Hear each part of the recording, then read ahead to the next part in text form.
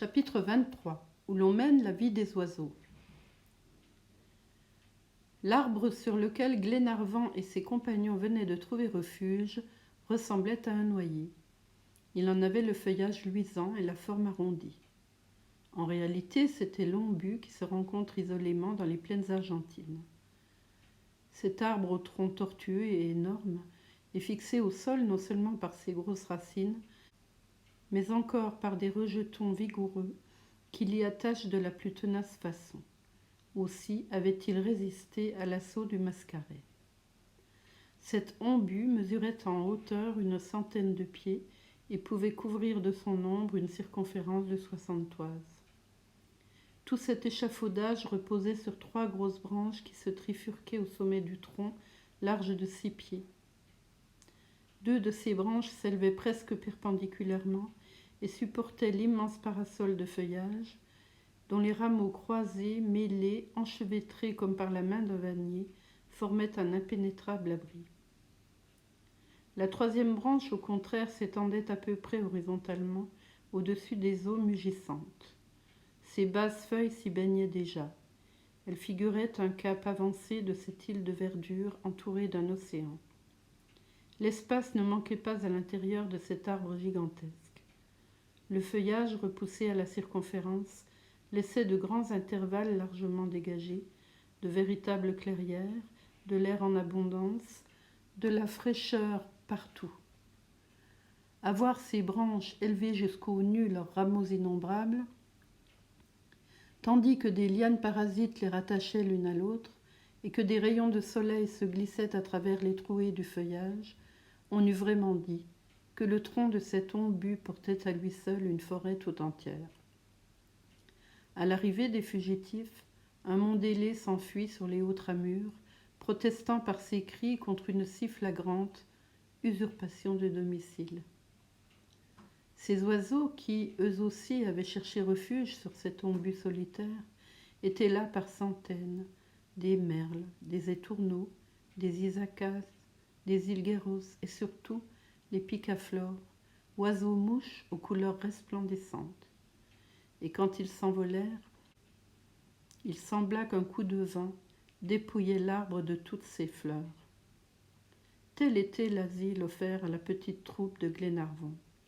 Le jeune Grant et l'agile Wilson, à peine juchés dans l'arbre, se hâtèrent de grimper jusqu'à ses branches supérieures. Leur tête trouait alors le dôme de verdure. De ce point culminant, la vue embrassait un vaste horizon. L'océan, créé par l'inondation, les entourait de toutes parts, et les regards, si loin qu'ils s'étendissent, ne purent en apercevoir la limite. Aucun arbre ne sortait de la plaine liquide. L'ombu seul, au milieu des eaux débordées, frémissait à leur choc. Au loin, dérivant du sud au nord, passaient, emportés par l'impétueux courant, des troncs déracinés, des branches tordues, des chaumes arrachés à quelques ranchos démolis, des poutres de hangars volées par les eaux au toit des estancias, des cadavres d'animaux noyés, des peaux sanglantes, et sur un arbre vacillant, toute une famille de jaguars rugissants qui se cramponnaient des griffes à leurs radeaux fragiles. Plus loin encore, un point noir, presque invisible déjà, attira l'attention de Wilson. C'était Thalcave et son fidèle Thaouka qui disparaissaient dans l'éloignement. « Thalcave, ami Thalcave !» s'écria Robert en tendant la main vers le courageux Patagon. « Il se sauvera, monsieur Robert, » répondit Wilson, « mais allons rejoindre son honneur. » Un instant après, Robert Grant et le matelot descendaient les 3 étages de branches et se trouvaient au sommet du tronc. Là, Glenarvan, Paganel, le major, Austin et Mulrady étaient assis, à cheval ou accrochés, suivant leurs aptitudes naturelles. Wilson rendit compte de sa visite à la cime de l'ombu. Tous partagèrent son opinion à l'égard de Thalcave. Il n'y eut doute que sur la question de savoir si ce serait Thalcave qui sauverait Thaouka ou Thaouka qui sauverait Thalcave. La situation des hôtes de l'ombu était sans contredit beaucoup plus alarmante. L'arbre ne céderait pas sans doute à la force du courant, mais l'inondation croissante pouvait gagner ces hautes branches, car la dépression du sol faisait de cette partie de la plaine un profond réservoir. Le premier soin de Glenarvan fut donc d'établir, au moyen d'entailles, des points de repère qui permissent d'observer les divers niveaux d'eau.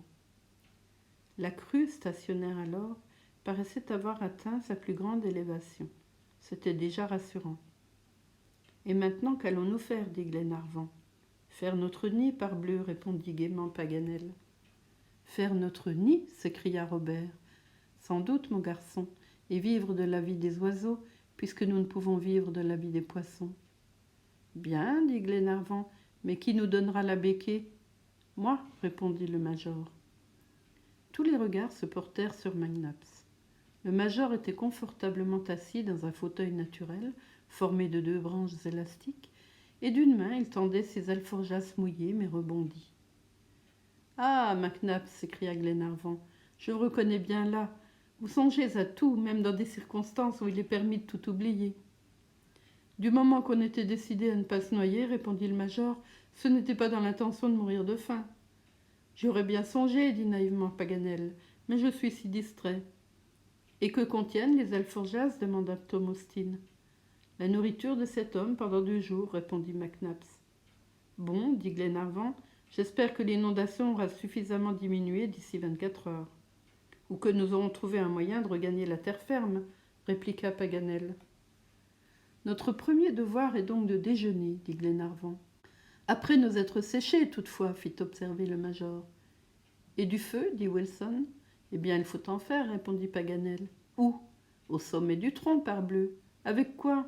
Avec du bois mort que nous irons couper dans l'arbre. Mais comment l'allumer, dit Glenarvan. Notre amadou ressemble à une éponge mouillée. »« On s'en passera, répondit Paganel. « Un peu de mousse sèche, un rayon de soleil, la lentille de ma longue vue, et vous allez voir de quel feu je me chauffe. Qui va chercher du bois dans la forêt ? » ?»« Moi, s'écria Robert. Et suivi de son ami Wilson, il disparut comme un jeune chat dans les profondeurs de l'arbre. Pendant leur absence, Paganel trouva de la mousse sèche en quantité suffisante. Il se procura un rayon de soleil, ce qui fut facile, car l'astre du jour brillait alors d'un vif éclat. Puis, sa lentille aidant, il enflamma sans peine ces matières combustibles, qui furent déposées sur une couche de feuilles humides à la trifurcation des grosses branches de l'ombu. C'était un foyer naturel qui n'offrait aucun danger d'incendie. Bientôt, Wilson et Robert revinrent avec une brassée de bois mort qui fut jetée sur la mousse. Paganel, afin de déterminer le tirage, se plaça au-dessus du foyer, ses 2 longues jambes écartées à la manière arabe, puis, se baissant et se relevant par un mouvement rapide, il fit au moyen de son poncho un violent appel d'air. Le bois s'enflamma, et bientôt une belle flamme ronflante s'éleva du brasero improvisé. Chacun se sécha à sa fantaisie, tandis que les ponchos, accrochés dans l'arbre, se balançaient au souffle du vent. Puis on déjeuna tout en se rationnant, car il fallait songer au lendemain. L'immense bassin se viderait moins vite peut-être que l'espérait Glenarvan, et en somme, les provisions étaient fort restreintes. L'ombu ne produisait aucun fruit. Heureusement, il pouvait offrir un remarquable contingent de frais, grâce aux nids nombreux qui poussaient sur ses branches, sans compter leurs hôtes emplumés. Ces ressources n'étaient nullement à dédaigner. Maintenant donc, dans la prévision d'un séjour prolongé, il s'agissait de procéder à une installation confortable. « Puisque la cuisine et la salle à manger sont au rez-de-chaussée, dit Paganel, nous irons nous coucher au premier étage. La maison est vaste, le loyer n'est pas cher, il ne faut pas se gêner. J'aperçois là-haut des berceaux naturels, dans lesquels, une fois bien attachés, nous dormirons comme dans les meilleurs lits du monde. Nous n'avons rien à craindre. D'ailleurs, on veillera. Et nous sommes en nombre pour repousser des flottes d'Indiens et autres animaux. Il ne nous manque que des armes, dit Tom Austin. J'ai mes revolvers, dit Glenarvan. Et moi les miens, répondit Robert. À quoi bon, reprit Tom Austin, si M. Paganel ne trouve pas le moyen de fabriquer la poudre ? C'est inutile, répondit McNabbs, en montrant une poudrière en parfait état. Et d'où vous vient-elle, Major ? Demanda Paganel. De Thalcave. Il a pensé qu'elle pouvait nous être utile, et il me l'a remise avant de se précipiter au secours de Thaouka. Généreux et brave Indien, s'écria Glenarvan. Oui, répondit Tom Austin. Si tous les Patagons sont taillés sur ce modèle, j'en fais mon compliment à la Patagonie. Je demande qu'on n'oublie pas le cheval, dit Paganel. Il fait partie du Patagon, et je me trompe fort où nous les reverrons l'un portant l'autre. À quelle distance sommes-nous de l'Atlantique demanda le major. À une 40aine de milles, tout au plus, répondit Paganel. Et maintenant, mes amis, puisque chacun est libre de ses actions, je vous demande la permission de vous quitter. Je vais me choisir là-haut un observatoire, et ma longue vue aidant, je vous tiendrai au courant des choses de ce monde. On laissa faire le savant, qui fort adroitement se hissa de branche en branche et disparut derrière l'épais rideau de feuillage. Ses compagnons s'occupèrent alors d'organiser la couchée et de préparer leur lit. Ce ne fut ni difficile ni long. Pas de couverture à faire, ni de meubles à ranger, et bientôt chacun va reprendre sa place autour du brasero. On causa alors, mais non plus de la situation présente, qu'il fallait supporter avec patience. On en revint à ce thème inépuisable du capitaine Grant. Si les eaux se retiraient, le Duncan, avant 3 jours, reverrait les voyageurs à son bord. Mais Harry Grant, ses 2 matelots, ces malheureux naufragés, ne seraient pas avec eux. Il semblait même, après cet insuccès, après cette inutile traversée de l'Amérique, que tout espoir de les retrouver était irrévocablement perdu. Où diriger de nouvelles recherches? Quelle serait donc la douleur de Lady Helena et de Mary Grant en apprenant que l'avenir ne leur gardait plus aucune espérance? Pauvre sœur, dit Robert, tout est fini pour nous. Glenarvan, pour la première fois, ne trouva pas un mot consolant à répondre. Quel espoir pouvait-il donner au jeune enfant? N'avait-il pas suivi avec une rigoureuse exactitude les indications du document? Et pourtant, dit-il, ce 37e degré de latitude n'est pas un vain chiffre. Qu'il s'applique au naufrage ou à la captivité d'Harry Grant, il n'est pas supposé à interpréter et deviner. Nous l'avons lu de nos propres yeux.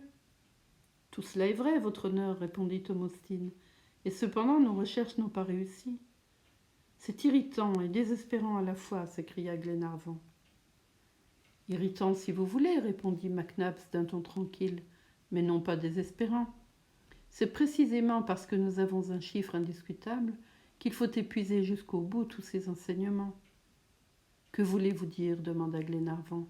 Et à votre avis, que peut-il rester à faire? Une chose très simple et très logique, mon cher Edward. Mettons le cap à l'est, quand nous serons à bord du Duncan, et suivons jusqu'à notre point de départ, s'il le faut, ce 37e parallèle. Croyez-vous donc, Mac Nabbs, que je n'y ai pas songé, répondit Glenarvan. Si, 100 fois. Mais quelle chance avons-nous de réussir? Quitter le continent américain, n'est-ce pas s'éloigner de l'endroit indiqué par Harry Grant lui-même, de cette Patagonie si clairement nommée dans le document?